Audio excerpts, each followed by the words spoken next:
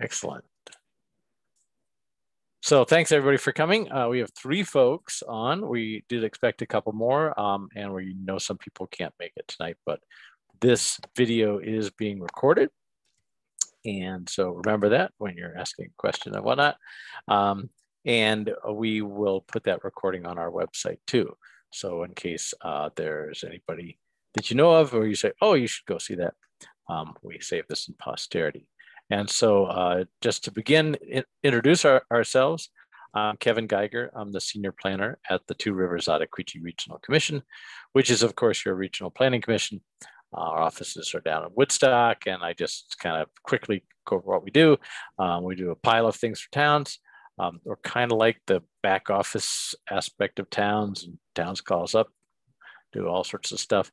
We do emergency management, transportation planning, water quality works, brownfields assessment, work with the road folks, fire departments. We do grant management on projects like handicapped access to libraries, you name it, energy planning. Kim works on economic development and health and all sorts of stuff. And so you can always reach us at trorc.org and see everything we do, and then go through staff, and it kind of tells you which staff do which. And we cover from Newbury over to Granville in Addison County, down to Plymouth, and over to Heartland. Those 30 towns is our service area. So Kim, you want to start, and then I'll just call out people, and hopefully folks can unmute and introduce themselves. Sure. Hi, I'm Kim Gilbert, work with Kevin at Two Rivers. I'm a regional planner there, and Kevin's doing the training tonight, but I'll be helping out with Zoom. And if there's any questions that you all type in the chat, I can bring Kevin's attention to that. But since we're a small group, you can probably just go ahead and unmute yourself if you have any questions and just ask them. Thanks. And so Tony, you want to introduce yourself? Hi, I'm Tony Pippi. I am from Stratford. I'm chair of the Stratford Select Board. Yeah. Great. And next up, Lisa. Lisa Bragg, and I am from Stratford as well. I am the town clerk treasurer for the town of Stratford. Very good. And last but not least, Gail. Hi, I'm the treasurer and fill-in administrator at the moment for the town of Chelsea. Okay, good. I was afraid you were going to say at Stratford, and then we just have Stratford well covered. Oh, that's right, because I've dealt with you, Gail, on a buyout. Excellent. Very good. So I'm going to share my screen, and because I'll be kind of watching that and talking, you are welcome to kind of raise your hand, or literally raise your hand and wave, or use the chat function. So if you just move your cursor, you'll immediately see down bottom chat, and you can type in the chat, and then Kim will be reading that and making sure I'm not missing anything, and say, hey, Kevin, wait a minute. Somebody had a question about this. So feel free, it's a very small audience. Feel free to stop me at any time, ask a question.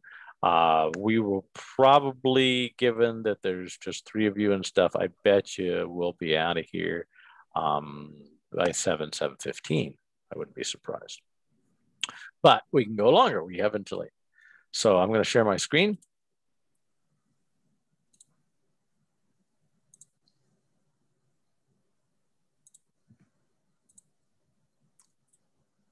Okay.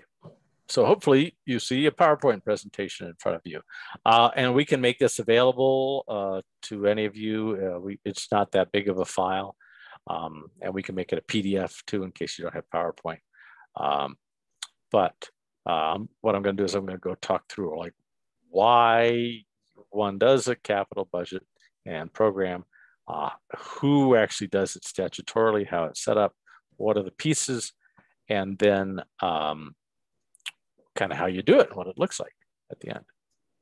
So again, that's me, and that's us at Two Rivers.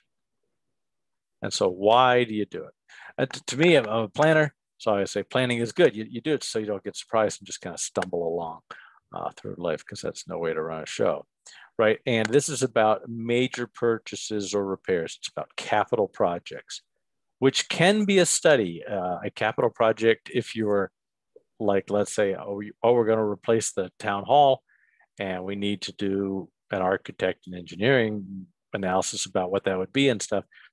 That project alone can be a capital project. So you can do a study about something that's a capital project. You can't do a study about like, what are our housing needs, even though that might be a costly project. That's not a capital project. And it's the actual things themselves. It's, fire trucks and town halls and major repairs. You don't want to be like necessarily, oh, we had to fix the chainsaw. That's not a capital project. It is a public process. You can make it even more public, but it's designed to be a public process so people can have input. And you can talk about services as well. It doesn't have to just be about physical things. It can be about that we're going to be paying for such and such a thing. That isn't technically a capital project, but I'll talk about the utilities and facilities plan, and that talks about services, so it's a little bit different. And of course, budgeting. This is all going to come back to budgeting and trying to keep the tax rates from jumping around. These are my kids when they're little. They're no longer little. But just if you haven't been doing this, start small. Most select boards, of course, budget. And all this is doing is taking that to the next level and going, okay, instead of budgeting every year as we come up, we'll budget, we'll know some budget stuff out, and we'll have what we call our capital budget, which is what we're spending for capital this year. Then the capital program is spread out there. You can have the Planning Commission work on it, and as I'll talk about in a minute, the Planning Commission is actually the statutory kind of beginning. They don't have to be. And you can send it out to departments and say, okay, fire department, what do you need? What road department, what do you need? That type of thing. And of course, treasurers. They're on the other side of the money all the time, so they're great folks to deal with money, auditors, budget committees, whoever you want to have help you do this thing. And again, you can make it as big and complex as you want or as basic as you want. And we'll start basic and get a little more complex. You can just do it on a cash basis, but it's easier through reserve accounts, I think, and we'll talk about reserve accounts a lot. So there's the town plan, and there's the capital budget and program. They have different enabling there, which you can see in Title 24, but really the town plan has this thing we call the utilities and facilities element. Transportation, even though that's a big part of your budget, the town garage and the plow trucks and that type of thing are typically talked about over in the transportation section, but you can think of them, both that transportation section and the utilities and facilities element, as being probably the foundation for all the stuff you're going to talk about. And the town plan is written by the Planning Commission. Again, other people can help them do that. But of course, it's adopted by the select board or by a town vote. And that sets the stage. And we're going to talk about town plan in detail in a second here. But that sets the stage for the later capital budget and program, which kind of puts a little more flesh on everything. So this is the statutory language around a utilities and facilities element. And we're getting a little more picky when we see town plans.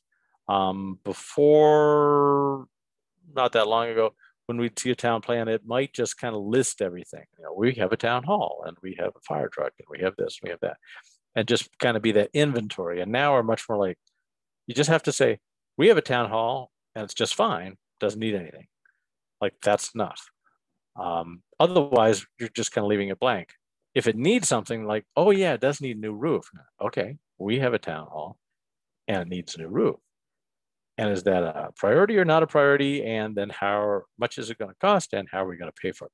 All those pieces are out there. And you can see here, the plan calls for you to look at facilities, your stuff, public utilities, hospitals, libraries, things that may not even be yours, you can talk about. Transmission lines, it's a place where you could say, oh, GMP, should be working on that line over there.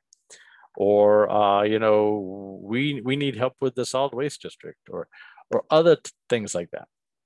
And you can also talk about services in there. So, you know, broadband or trash removal or Meals on Wheels or all sorts of things you could put in there. Anything that would affect you and kind of has a governmental function. It does have a map. Pretty much these maps in the town plan around utilities and facilities are both the current map and the future map, because there's only a few dots and there's very little change, you know. But if you knew you were going to do a new town garage somewhere or something, you'd want to put that dot on that map. But usually it's like, here's a dot for the school, and here's a dot for the town garage, and there's a dot for the fire station. And those are both the current dots and the future dots. And this is just talking about all those other things. So you want the schools, you put in there trails, the town forest, other things like that. Definitely the library. So that statement of present and perspective. So again, we always want to know, you have something, and if that's all you're going to have, just say that then. Say, you know, we have a town hall, and that's fine, and then we're going to keep that, and it's in good shape. Don't leave us hanging. It's around sites too, so it doesn't have to have a building. Could be, you know, the put in at the river or the park or things like that. And activities as well, you may want to talk about there that are important for your community. And so here, you know, you can have a school, you can have a town garage, but it's not just an inventory of those things. And it can have vehicles, plows, and fire trucks, and utilities, that's a sewage treatment plant, and services out there. So again, cover all those things, and we want to know, we have it, we like it, we need this, it's good, we have issues. So talk about the adequacy, talk about any changes needing, and then you're going to talk about funding it and how you're going to fund it. So that's the part that a lot of town plans are at now. So a lot of town plans, we've gotten them past the point of just, we've got a town hall. Now most of the folks write, we have a town hall and, you know, it's fine, or it's going to need repairs. But then we'll say, okay, what kind of repairs? How much? What's the priority there? And the method of financing are all there. And again, you don't have to have everything on this list. There may be some things that you want. It is not, you know, handcuffing you to the future. So you can use conditional words in there. You know, we might want to do this thing over here. And you shouldn't let people beat you up about that. Like, oh, you said in the town plan you might do that, so you have to do it. No, we said we might do that over here in the town plan, which means we're thinking about it. And we definitely, even though vehicles and equipment aren't talked about so much, the language talks about more buildings and things like that and sites. We do want you to talk about those things because those are very hefty price tags. And talk about the things you need versus the things you want. So get serious, you know, don't put stuff in there just kind of, that's just fluff. And if you have something that's really good, tell us. You know, it's a way that you can remember, the town can remember, oh, we have such a thing and it's just great. And again, that whole process of, oh, how do we talk about where to put the new fire station? How do we talk about if we're going to buy this or buy that? The town plan is a ready-made vehicle to do that type of thing because it's this public process. It's pre-built where you have a discussion around all that type of stuff. And so I'm going to show you this example. Oh, and I see Marcy has joined us there. So Marcy Carver is from Bradford. And we'd already done introduction to Marcy. So Hi there, sorry. Hi, Marcy. Just want to say what your role is in Bradford. I'm the alternate to Two Rivers and I'm on the Planning Commission. Okay, great. And so this is a little questionnaire, and we still kind of have these. We made this up quite a while ago, about 10 years ago. and thought, well, what kinds of questions would you ask to kind of build out the utilities and facilities section of the town plan? And so this is just a questionnaire on Norwich. I don't know if this is actually real or not, this data we put in here, but I think it is real. And so we have the questionnaire there. And then we just had this language. So this is the type of stuff you put in your town plan based upon material that somebody wrote down. So the town garage, when was it built? General description. It has sufficient space. It's got sand, chloride tank and all that. But we've got this issue that the sand pile is uncovered, and we don't want people in the big sand pile because then it falls on them and kills them, and it freezes up. So we'd like some little area where people can go get that, the bucket of sand. So that's all you need to write. Don't need to write much more.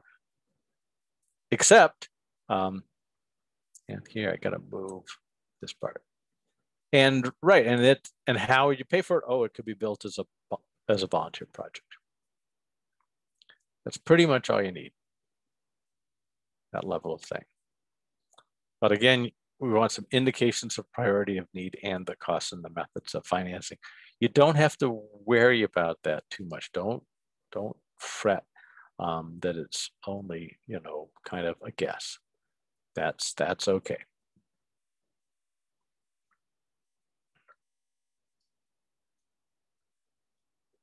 And rough costs.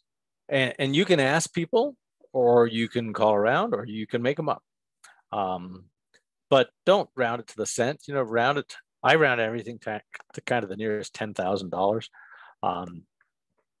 But you could say, oh, plow truck, $100,000. Well, really, a plow truck's going to cost you $120 or something.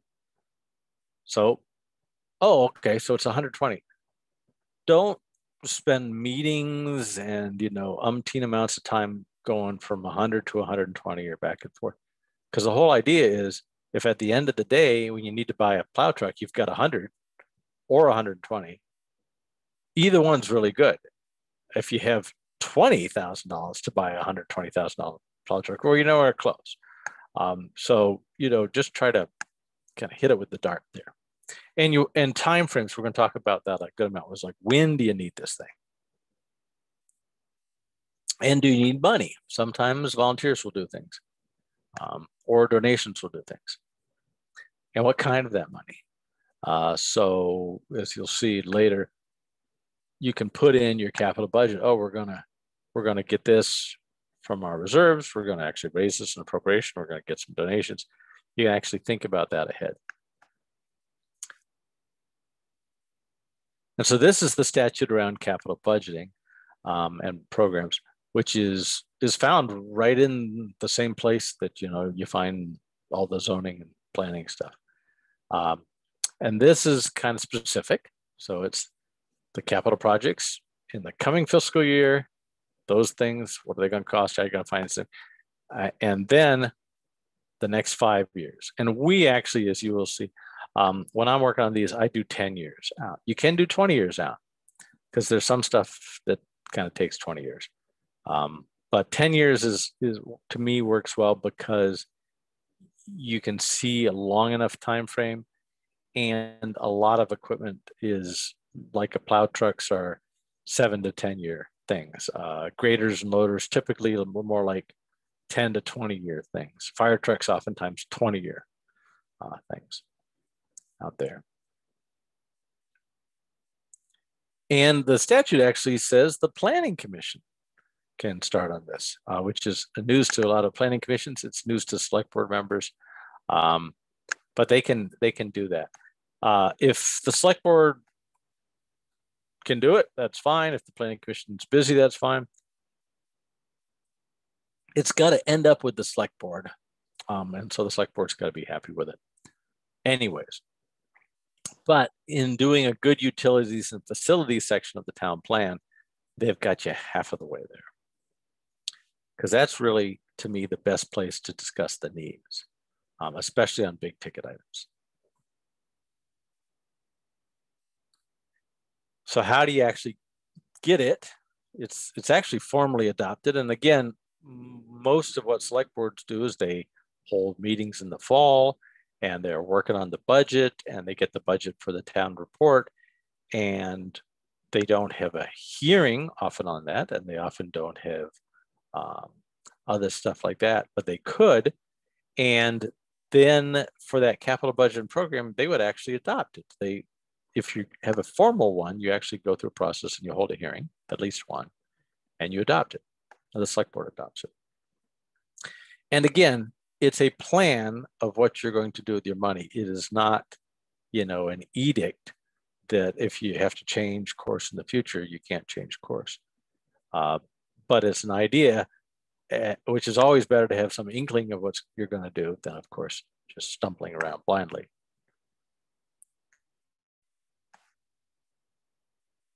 And reserve accounts. This is where I find, I know my town had this as an issue, and I find it some other towns. Some towns, probably most towns, have some type of reserve. A lot of times it's not really a reserve account. They call it a reserve account, but it's not technically a reserve account. And what I mean by that is all true reserve accounts are created at town meeting. They're the only people who can make a reserve account. The select board cannot create a reserve account on their own. And they get a function, they get a name usually, and they get a function. So shall the voters of the town of Stratford create a reserve account to fund emergency equipment? Yes, no. And then you can put money in there. The select board can put money in there in their budget. The town could put money in there through a warrant article. People could donate money to the thing, you name it.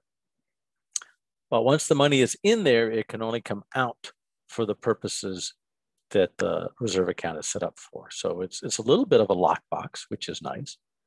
But there is no need to check. The select board can expend that money. They don't need to come back to the voters and go, oh, now we're actually going to buy the fire truck with the money you gave us to put in the reserve account for the fire truck. They can just buy the fire truck, which is nice because sometimes you get a sale on fire trucks.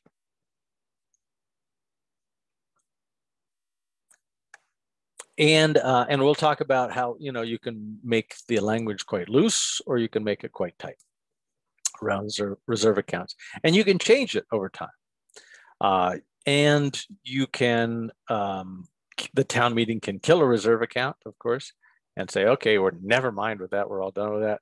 We're going to take the money out of it and do something else with it. But in some of the towns I've worked with, what they've actually had is they've had these accounts that they call reserve accounts that have various monies in them, but they really aren't technically reserve accounts. And so usually the thing is, the first part is, oh, now we're going to actually formally set up a reserve account. Article 1, Article 2, shall the town put the money we had over in this thing we're calling the reserve account into this account, and then it'll be stuck there, which is good. And that's all on reserve accounts, I would say. They're I really like reserve accounts. They're the green stamps of savings here. So now I'm going to walk us through some actual examples. And I'm going to start with kind of basic and get more complicated. And you can tell this is a little dated because fire trucks no longer cost $315,000. But let's say you want to buy one in 10 years from now and you don't have any money. Then the easiest thing to do is just divide the number by 10. That won't be that accurate. And so for the people who are like, well, that's not accurate, you go, yeah, but it's easy math. Everybody can understand it. If we write it in the town report, somebody says, why is it that? Because you can go 315 divided by 10, 31.5. Everybody goes, oh yeah, that level of math works. I can see that if you stack all those up, you get that chunk of money at the end. A nice way, an even way, every year we're going to spend the same amount, even Steven, so that, in 2018, when they ask you, why are we doing 31.5? You can say, we did 31.5 last year and we're going to do it next year. Pretty kind of simple logic. Or you can factor in inflation and put in some bump every year and say, okay, yeah, things are going to go up 4% a year. So it's actually going to cost us $466,000. Because if we thought it was going to buy, if we're going to buy it now for $315, but we're going to buy it in 10 years, we actually need a lot more money. So this gives you a much more accurate way of thinking about things, even at a relatively small inflation rate from year to year. So then you go, oh, wow, I need 466. And again, you can do the basic math. So this is just basic math plus inflation. 466, 277 divided by 10. Same number across all the years. It's a little more scary number. Or you can say, well, and this to me addresses two issues that come up. One is that, well, we'll have more money in the future. So let's raise more money in taxes in the future. And this is also somewhat addresses the issue of people saying, well, I'm going to move to Florida next year, so I don't want to pay a lot of money. How about the people who are here when the fire truck arrives pay more? And so it goes up a little bit as you get more towards actually buying the fire truck. So this is the most complicated, the most accurate, but it may be the thing hardest to sell and understand because, you know, again, when you're doing the budget and somebody stands up at town meeting in 2022 and says, why are you asking for 48,744 when last year you asked for 48,081? And you go, well, you know, there's the price of inflation and we're that might just be too much. Whereas if you're in the second method, they say, why are you asking for 46,627? You say, because we asked for 46,627 last year. They're like, oh, and that logic actually works at lots of town meetings. So I've been to, I think, town meetings since I was like 7 or something. And a lot of times you don't need a complex argument. A clear, simple, but slightly less accurate argument works really well. So this is getting a little fancier because that was just one item over time, 3 different ways. This is a bunch of items over time, different ways. So here we're gonna, this is just emergency vehicles. So for example, here, the town is creating an emergency equipment reserve fund. You could have just a fire truck reserve fund. It's the only thing we're gonna do that. Oh, this is for emergency vehicles. Emergency equipment, not just emergency vehicles. So you can see here we're buying bunker gear, the clothes firefighters wear. And we're gonna buy breathing apparatus, the air packs, the SCBA. So we've talked to everybody and we figured out, oh, we need to buy a new engine, a tanker, a police cruiser, 8 sets of SCBA, and 8 sets of bunker gear. We need some sooner than others. Some you can push, you know, you can't push everything around forever, but you can move it a year or 2 this way or a year or 2 that way. And this town had a chunk of money to start with. So they have a bunch of balance going in here, this 162,679. So this is total inflows, total outflows a year. And you can see some years are bigger and some years are worse, and that the balance starts off pretty well, and then it goes up, and then it goes down, and the balance kind of gets very slight out here as you're going forward. So the next one that you're doing, you don't come in with a big chunk of money at all. So you have to be careful getting too lean in those out years here. But you can play around with Excel and you can move these things from year to year. Because if you move one of them just to sometimes a different year, you'll end up with it being in the hole. And you don't want that. And so we have a 25,000, and then we have a bump to 30,000 right there. Oh, and here's my different things. So there's money. There's my bump.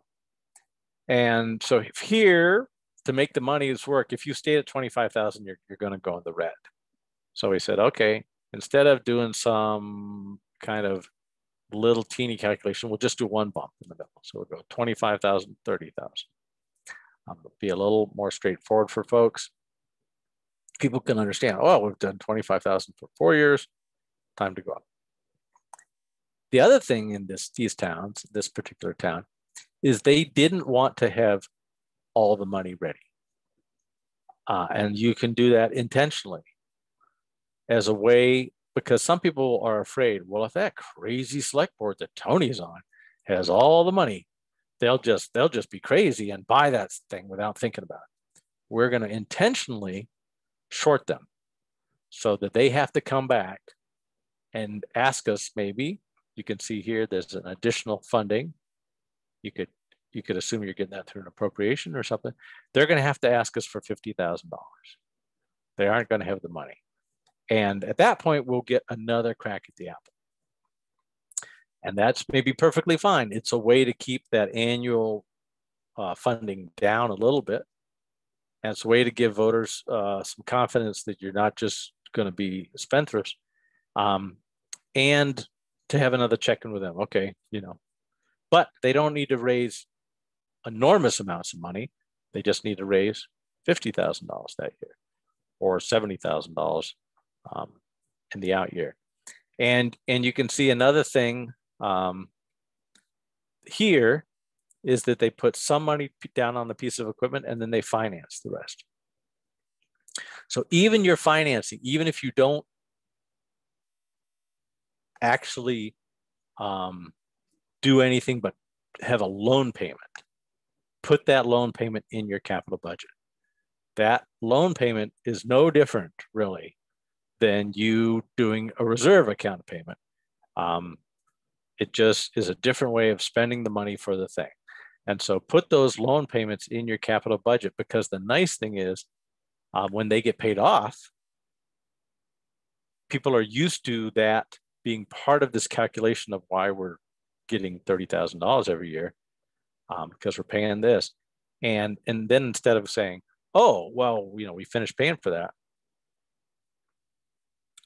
now we can give people back $30,000. No, there'll be something you'll need the money for. This is my town, Pomfret. And so you can see different stuff. And here, the big thing I'm just trying to show you is that the amount of money is going up and down, but the amount of money we're asking from the taxpayers is flat. And taxpayers often appreciate that. They don't like you getting money, but they at least know what's coming. And that's a huge part of this process, is the kind of levelizing that what's coming out there. So you can see what's added to the reserve every year, relatively flat. It's a big number, but things are very expensive. And then how much you spend goes up and down. And that's really it. That's all it is. It gets a little more complicated. So I was working, I think this might be Rochester's, excuse me, because then you do this across all your reserve accounts. So you may have a town buildings reserve account, and you may have a road equipment reserve account, and then you may have a actual road, like bridges and major road repairs. And so then you have all those together, and then you have to mesh them all so that as a kind of big budget item, you're seeing, well, okay, we're asking for 25,000 there, and we're asking for, this money. So how much are we asking for overall from the taxpayers across all our reserve accounts? Because that's important to know. But it's really just some discussion, some deciding on things, and then just kind of playing with the money until it goes out.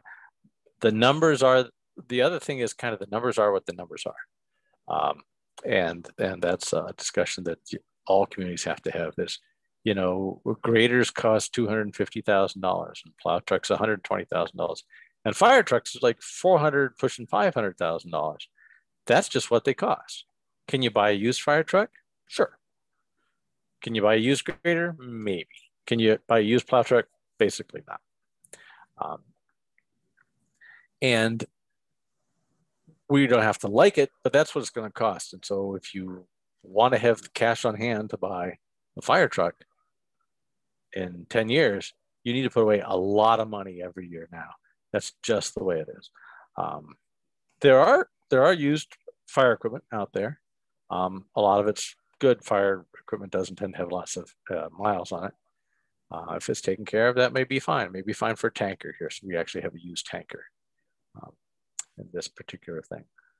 But other things you're buying brand new.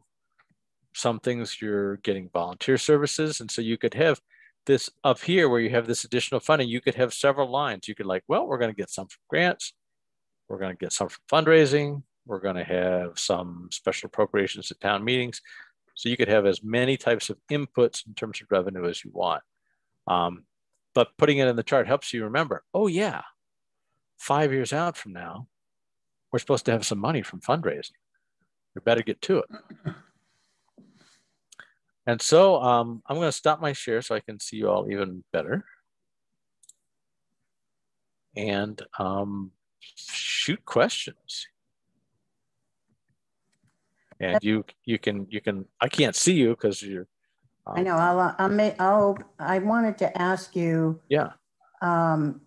When you say, like, you were looking at vehicles pretty much mostly in your examples, but we have a town office building that is in need of either replacement or renovation. We've already set up an account, a reserve. It was approved at the board meeting, and we've been like budgeting every year $25,000 as repair work for the town office. And then at the end of the year, we put that in the reserve. Yep. So when it doesn't get spent. So, and I don't even know how realistic that number is, but we know it's going to be a lot more than that, you know, right, than what we're asking from them. But how long can we keep the reserve building without doing anything? Because my concern is the taxpayers, we're taking that money from them and we're sticking it in this reserve account, but we're not doing anything. Right now we're doing we have a committee, they're looking into what we can possibly do. And I could see it maybe 2 or 3 years from now where we'll really know where we're going and how much it's going to be. Yeah. So money stay in that reserve until the money stays in there forever. Now, when you say the board made the reserve account, do you mean the select board made the reserve account? No. We voted for it at town meeting. Town meeting. Okay. Town meeting. Yep. So, no, and you could make a reserve account that says, you know, we're going to put money in there for 10 years, and if you don't spend in 10 years, you gotta give it back to us or something, I suppose. It goes to the select board, right? We divide it up by 5, and we right, yeah. But the money can stay in there forever. That's the nice thing about having a chart like this, and you put it in the town report, because somebody can say, well, we've been giving you 25 grand a year. What are you going to do with that? And you go, well, if you look on page 43, you can see that in 6 years from now, we're going to need this pile of money, and that's where all that money is going. You can also use that money, assuming you've set up your reserve account in a certain way. You could use that money to say, well, now we're actually, like, we've got a piece of land. We need an engineer to go out and look at that piece of land, make sure we're perk. We need a surveyor to do that.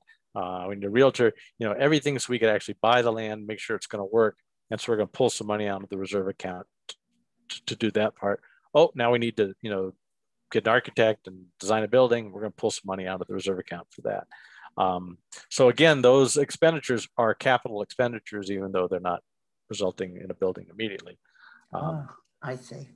And those are handy. And again, you'd want those in your, you know, we're putting the 25 away every year, and because we're going to need, you know, you're going to need, $20,000 or something, roughly. Again, is it 30,000? Maybe. Right. Is it 40,000? Probably not. Is it 10? Maybe. But $20,000, just to kind of get really set on that's the site. And right. and then if you need money to buy the site, there's that. And then the architectural stuff and getting ready to go. And then of course, you'll come back to the town with a real number and goes, oh, sorry guys, it's going to cost you $800,000 for us to build a, a basic town office. And everybody's going to go, that's crazy.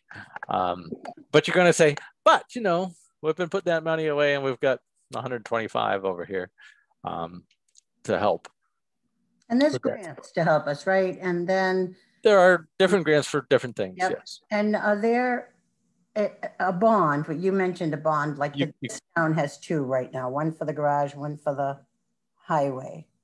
So how long do bonds can go up to 20 years, right? So could a building be a 20-year bond? Yep. Oh yeah. You could bond. Well, a lot of towns bonds for schools or school districts bond. Yeah. Or you can just go to the bank and just get a loan. Yeah. It doesn't have to be a bond. Right. Bonds require a vote of the town to do them. And you may kind of be half and half. You may be like, the bond market is probably really good right now. I bet you interest rates are decent.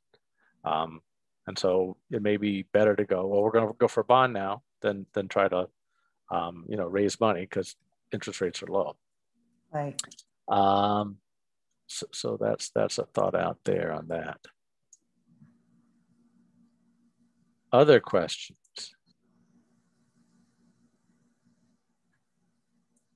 Anything going on over there in Chelsea? Yeah, I know your town offices have been talked about for a while, and your town garage was talked about. I think you've got a new town garage, maybe? I don't think it's in this old building.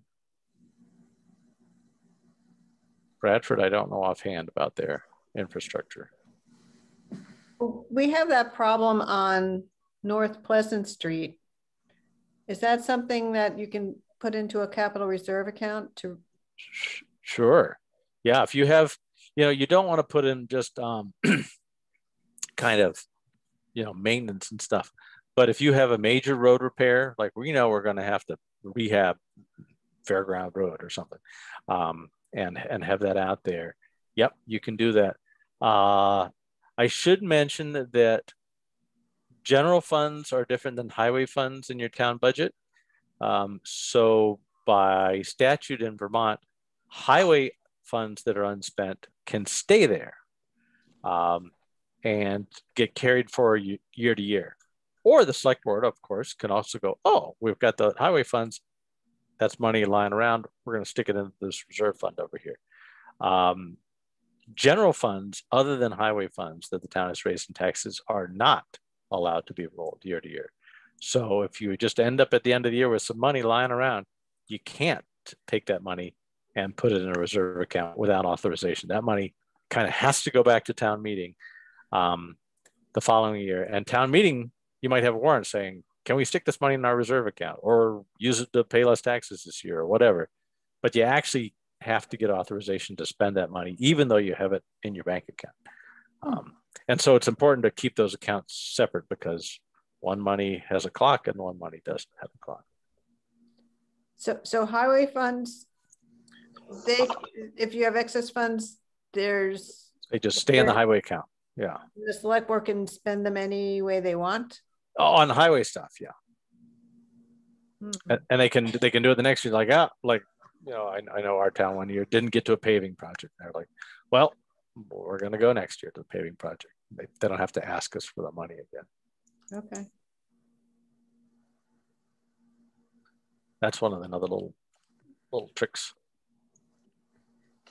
Can I just say that, or ask this, when we have our budget approved at town meeting, and our general fund has a surplus from prior year, and we put a line item in that budget as a balance forward, and we point that out to them when we're doing our meeting, and they vote the budget, isn't that the same as approving that balance forward? Yes, I treat that as sufficient authorization to spend that money, as we've shown you what we're doing with last year's money, and you voted on that thing. Yeah. Okay, and I'm talking general fund right now. I'm not highway. Yes. I mean highway. And last year, because it's COVID, we did have some money left over, so My town sometimes doesn't show that very well. They're like, well, what about that money you carried forward? And they're like, well, we didn't show that. We just reduced the amount of we're expended. That's kind of bad budgeting. It's much better to show. Right. We need an extra $30,000, and the 30,000 that were carried forward is how we're spending that money. Okay. In any type of budgeting, show a wash. Yeah. Even if it's money in, money out. Even if, to me, if all you're doing is you're putting $25,000 into the reserve account and you're taking $25,000 out of the reserve account, I would show that. So it's clear to everybody why you're doing it, because the next year you might want the 25,000 in, you're not taking out. And somebody says, why are you doing that? And you say, because we did it last year, using the golden argument that seems to win town meetings. Especially if you're getting close to lunch, because we did it last year. Like, okay, yeah, off you go. Must be okay. We're still here. Any Gail or Marcy, while we have you, any particular big ticket items coming up that you need to? They're talking about doing a reserve fund for the transfer station, because things need to be repaired there. Yep. Yeah, that's a good thing to be putting a reserve fund for. Yep. And there, I mean, you name it, cemeteries. Some towns like, we're running on cemetery road. Well, time to be thinking about that. Yeah. I think the North Pleasant Street, I think that's like a multi-million-dollar problem. Oh my God. Yeah, is that the vault issue you're talking about, No, Marcy? it's a collapsing road due to erosion problems from water runoff from the the interstate and then down the hill. Oh, okay. It's causing the road and the sidewalk to buckle and sort of maybe sink a little bit. And it was repaired, probably 15 years ago for a great deal of money. And I know we've talked to I haven't, I don't remember who. I don't know if wasn't Kimberly. It was somebody, whoever at Two Rivers handles Rita. Rita. Yeah, it's Rita. About trying to find some sort of grant that will help us to remedy that, because I don't think any money's been put aside for it. And that's a good comment too. So if you're building these and you kind of want to know, well, what are all the grants that we're often people to call, because we often know we may not have great news, but we are pretty good about knowing the various places to go get money. And between Rita and Pete, me on other stuff, but more Rita and Pete on roads, they're pretty good at giving you a ballpark of, a road or a culvert or a bridge, which can be shockingly expensive. But again, the number is what the number is. Yes. Yeah, it is a good reason. And it's a good reason to be thinking about ahead of time, because that road's not going to fix itself. No. And so, but again, maybe the first capital project there is what should we do about this road? Let's hire an engineer. And for that, we even need a chunk of money. Okay. Playgrounds, come into this. Town beaches, I've done. Parking at recreation areas.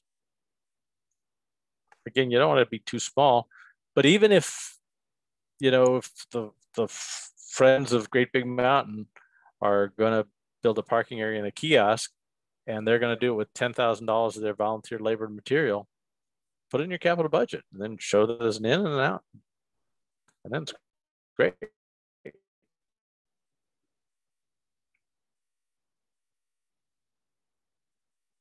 Any more questions? Kim does have a very short evaluation for y'all to do when we get done here, but I'm glad to answer any more questions.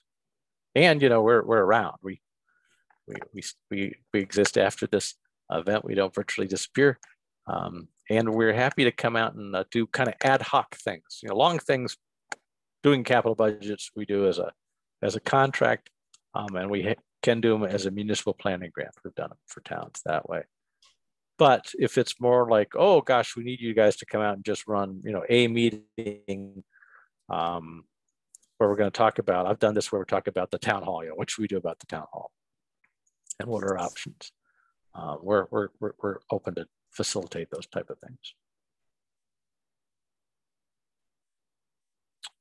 Well, in my moderator role now, I'd say you appear ready for the question. I'll go ahead and launch. No comments. So Kim.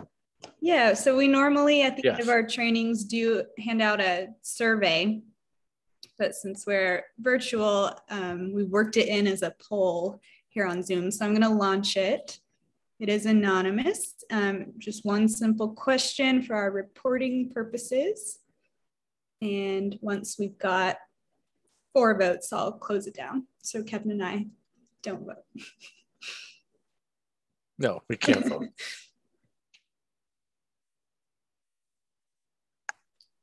All right. Everyone participated, so I'm closing that out now. Thank you. Wonderful. Thank you. And thanks for doing what you do. As usual, we're paid to help you. You guys aren't paid pretty much to do all your work for towns. So don't be afraid to use us. Don't rub it in, Kevin. And Marcy, I did see the thing about next week there, so I'll be up. That'd be great. Let other people know. And